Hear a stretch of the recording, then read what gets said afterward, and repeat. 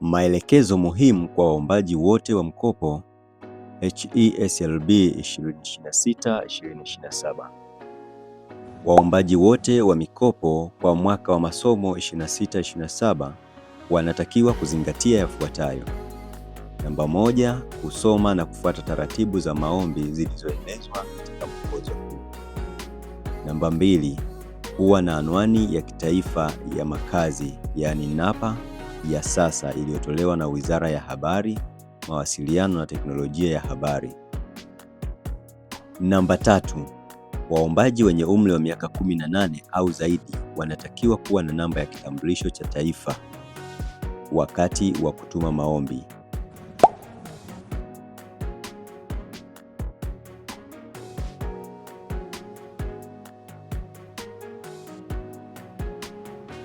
Namba 4, kuhakikisha vyeti vyote vya kuzaliwa au vifo vimeidhinishwa na RITA au ZCSRA ili kuthibitisha uhalali wake.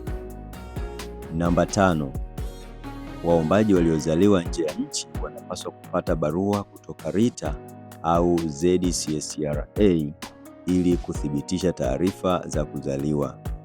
Waombaji ambao mzazi au wazazi wao walifariki nje ya nchi wanapaswa pia kupata barua kutoka RITA au ZCSRA ili kuthibitisha taarifa hizo zilizotolewa. Waliosoma nje na wana sifa zote, taarifa zao zinapaswa kukaguliwa na kuidhinishwa na NECTA, NACTVET au TCU.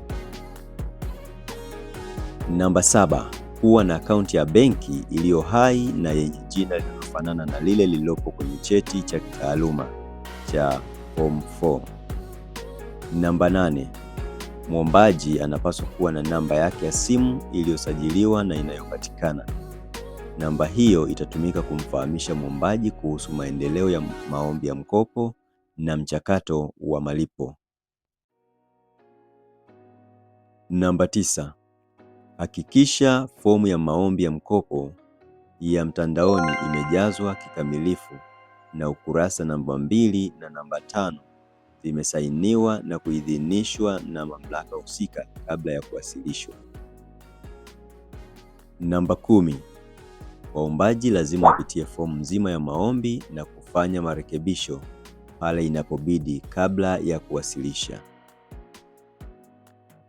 11, kila mwombaji awe na mdhamini mwenye umri wa miaka 18 au zaidi na aliye na namba ya kitambulisho cha taifa au kitambulisho cha mkazi wa Zanzibar.